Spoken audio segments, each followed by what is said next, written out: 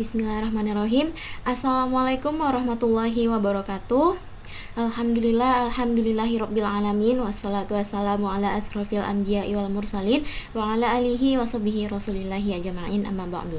Salawat serta salam tak lupa pula kita hadiahkan kepada junjungan alam kita, yakni Nabi besar Muhammad SAW, dengan mengucapkan lafaz Allahumma sholli ala sayyidina Muhammad wa ala ali sayyidina Muhammad. Semoga kiranya kita senantiasa mendapatkan syafaatnya di dunia maupun di akhirat kelak nanti. Amin amin ya rabbal alamin. Baiklah, perkenalkan, nama saya Indah Nirwana dengan NIM 12150320177, yang mana pada kesempatan kali ini saya akan membahas sebuah materi mengenai ITIL 4 Foundation, yang mana ini merupakan salah satu dari tugas mata kuliah IT Service Management yang diampu oleh Ibu Megawati Eskom MT. Baik, sebelumnya kita pengenalan dulu sih apa itu ITIL 4. Baik, ITIL 4 ini dirilis pada Februari tahun 2019, yang mana difokuskan pada pendekatan praktis untuk mengelola prinsip-prinsip inti dari layanan berkualitas. Hal ini menekankan implementasi di seluruh organisasi tanpa memandang ukuran dan integrasi dengan kerangka kerja lainnya seperti Agile, Lean, dan DevOps. ITIL ini merupakan singkatan dari Information Technology Infrastructure Library, adalah sebuah kerangka kerja manajemen layanan TI yang dirancang untuk menyelaraskan layanan TI dengan kebutuhan bisnis.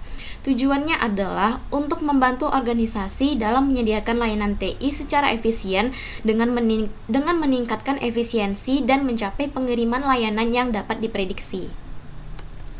Nah, pengenalan ITIL ini kita lanjutkan dengan konsep penciptaan nilai melibatkan kolaborasi dan kerjasama. Dengan ITIL 4 menempatkan penekanan yang kuat pada co-creation of value.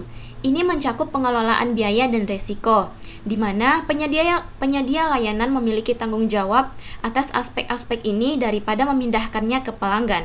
Tujuan utamanya adalah untuk menciptakan nilai bagi para pemangku kepentingan dengan hasil sebagai hasil spesifik yang menunjukkan apakah tujuan tersebut telah tercapai atau belum. Nah, sebagai contoh, kita bisa lihat foto pernikahan di samping ini. Nah, meskipun keluarannya foto pernikahan ini adalah sebuah album foto, namun hasilnya adalah kepuasan yang dirasakan oleh klien pada saat melihat foto tersebut. Co-creation of value melibatkan menjaga hubungan interaktif dengan pemangku kepentingan dan pelanggan untuk memahami perspektif mereka dan dapat memberikan nilai yang sesuai nantinya. Pada konteks ini, penting untuk memahami apa yang dimaksud dengan utilitas dan garansi. Utilitas mengacu pada fungsionalitas yang ditawarkan oleh produk untuk memenuhi kebutuhan spesifik. Sebagai contohnya, utilitas dari layanan pelatihan dapat berupa jadwal layanan, konten yang disampaikan selama layanan, profil pelatih, dan sebagainya. Sementara itu, pada layanan email, utilitas ini mencakup parameter seperti kapasitas kotak surat atau kecepatan pengiriman dan penerimaan email. Nah, di sisi lain, garansi merujuk pada jaminan tertentu yang diberikan kepada pelanggan terkait produk atau layanan. Garansi mencakup ketersediaan layanan, keamanan informasi, kapasitas layanan, dan kontinuitas layanan. Misalnya dalam email, garansi ini melibatkan ketersediaan layanan, keamanan informasi, atau sejauh mana pesan aman saat dikirimkan atau diterima, lalu kapasitas penyimpanan yang mencukupi, dan kontinuitas layanan jika terjadi kegagalan. Nah, berikut kita akan membahas mengenai 4 dimensi layanan dari ITIL 4. Yang pertama itu adalah organisasi dan orang atau organization and people. Organisasi dan orang ini melibatkan struktur organisasi, budaya, peran individu, prinsip-prinsip, dan nilai-nilai yang berkontribusi pada pencapaian hasil yang optimal untuk sebuah layanan. Lalu ada informasi dan teknologi. Informasi dan teknologi ini terlibat dalam pengelolaan informasi dan pengetahuan yang diperlukan bersama dengan teknologi untuk menyediakan layanan yang diperlukan. Lalu yang ketiga ada mitra dan pemasok atau partners and suppliers. Mitra dan pemasok ini fokus pada pemangku kepentingan yang menyediakan layanan tertentu untuk menyediakan layanan guna meningkatkan kapasitas layanan yang diberikan kepada konsumen layanan. Dan yang terakhir adalah nilai dan alur proses atau value streams and process. Ini merujuk pada serangkaian langkah-langkah untuk yang diambil organisasi untuk menciptakan, mengirimkan, dan memperbarui produk sepanjang siklus hidup layanan. Nah, lalu kita akan membahas mengenai 6 faktor eksternal yang mempengaruhi setiap dimensi. Faktor yang pertama itu adalah political. Lalu faktor yang kedua adalah ekonomi. Faktor yang ketiga adalah sosial. Faktor yang keempat adalah teknologi. Faktor yang kelima adalah legal atau hukum. Dan faktor yang terakhir adalah environmental atau lingkungan. Sistem pada nilai layanan ITIL 4. Sistem nilai layanan ITIL menjadi inti dari kerangka kerja ITIL 4. Ini memberikan gambaran menyeluruh tentang elemen-elemen yang memberikan yang terlibat dalam sistem nilai layanan, dimulai dari peluang dan permintaan di sebelah kiri, lalu di setiap layanan ini menciptakan nilai dan terus memperbaiki untuk menyelaraskan dan menciptakan sebuah nilai. Pemahaman tentang peluang dan permintaan, penciptaan nilai, dan peningkatan berkelanjutan proses adalah kunci untuk mencapai sebuah keberhasilan pada layanan. Dalam konteks ini, peluang mencirikan kebutuhan dan persyaratan pelanggan yang diwujudkan oleh penyedia layanan untuk dipenuhi, sedangkan permintaan mencerminkan kebutuhan produk dan layanan dari pelanggan. Hal ini harus menghasilkan penciptaan produk atau layanan dengan fitur dan fungsi tertentu, menciptakan nilai yang bermakna. Komponen sistem nilai yang layanan mencakup prinsip-prinsip paduan yang membantu memberikan visi komprehensif tentang bagaimana organisasi tersebut seharusnya mengelola suatu layanan. Nah, berikut sistem nilai layanan pada ITIL 4. Yang pertama itu adalah Guiding Principle. Guiding Principle ini juga terbagi menjadi 7 nilai, yaitu yang pertama adalah fokus pada nilai. Setiap tugas yang dilakukan organisasi sebagai bagian dari layanan seharusnya menciptakan nilai bagi pemangku kepentingan, terutama pengalaman bagi pengguna yang lebih baik. Lalu yang kedua adalah mulai dari tempat Anda berada. Pastikan bahwa organisasi menilai dan menganalisis skenario untuk mengidentifikasi dan memperbaiki hal-hal secara berkelanjutan. Yang ketiga, berpikir dan bekerja secara holistik. Ciptakan proses yang menambah nilai bagi pelanggan atau konsumen dan bisnis. Mengidentifikasi berbagai cara untuk meningkatkan kinerja proses dengan memberikan pandangan end-to-end terhadap layanan. Lalu yang keempat adalah kemajuan secara iteratif dengan umpan balik. Tekankan umpan balik selama interaksi pekerjaan untuk memastikan pekerjaan diorganisir menjadi bagian kecil dan dapat dikelola yang dapat menghasilkan hasil yang lebih cepat. Lalu yang kelima adalah pertahankan kesederhanaan dan kepraktisan. Pastikan bahwa setiap elemen proses tetap sederhana dan praktis untuk memudahkan pelaksanaan dan pemahaman nantinya. Lalu yang keenam adalah kolaborasi dan promosikan visibilitas. Berkolaborasi dengan pelanggan, pengguna, pemasok, dan semua pemangku kepentingan yang terlibat dalam layanan, serta mempromosikan transparansi dan visibilitasnya. Lalu yang terakhir atau yang ketujuh adalah optimasi dan otomatisasi. Terus melakukan optimalisasi proses dan mengidentifikasi peluang untuk otomatisasi guna meningkatkan efisiensi dari layanan tersebut. Lalu sistem nilai layanan ITIL yang kedua adalah governance. Selanjutnya komponen ini adalah governance atau tata kelola.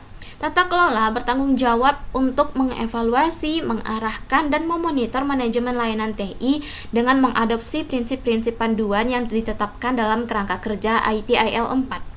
Tata kelola melibatkan 3 kegiatan utama, yaitu yang pertama adalah evaluasi.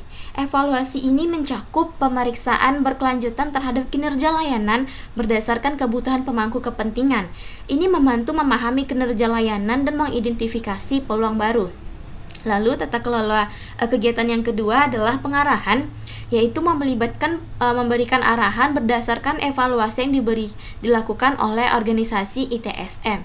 Ini bisa mencakup arahan untuk meningkatkan peluang bisnis, meningkatkan penjualan, atau memastikan kesiapan manajemen layanan TI mendukung pertumbuhan bisnis. Dan kegiatan yang terakhir adalah pemantauan. Pemantauan ini adalah aktivitas yang harus dilakukan secara berkelanjutan untuk memastikan bahwa arahan yang diberikan sesuai dengan praktek, produk, dan layanan yang diselaraskan atau tidak.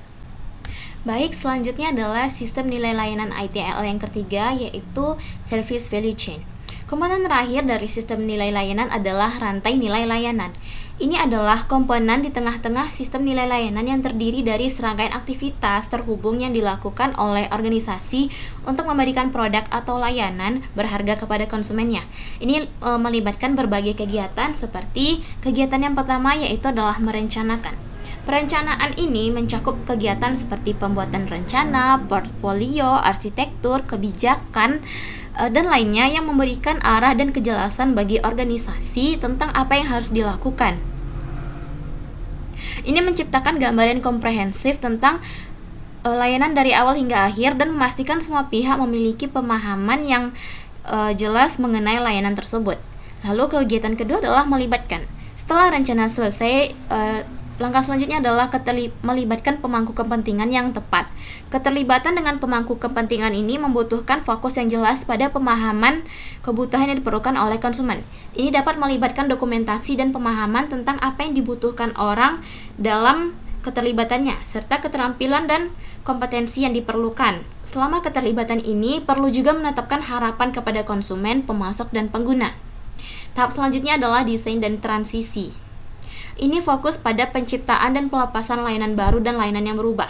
Saat mendesain layanan baru, perlu memahami berbagai dimensi dan faktor utama yang terlibat, termasuk orang, proses, produk, mitra. Ini memerlukan orang-orang yang memiliki pemahaman komprehensif tentang manajemen layanan. Tahap berikutnya adalah memperoleh dan membangun, yang berfokus pada pengembangan dan manajemen infrastruktur dan aplikasi. Ini memberikan perolehan dan pengajuan komponen infrastruktur seperti server, penyimpanan, dan database. Lalu langkah terakhirnya adalah memberikan dukungan yang memastikan layanan disampaikan dan didukung sesuai dengan harapan si pemangku kepentingan.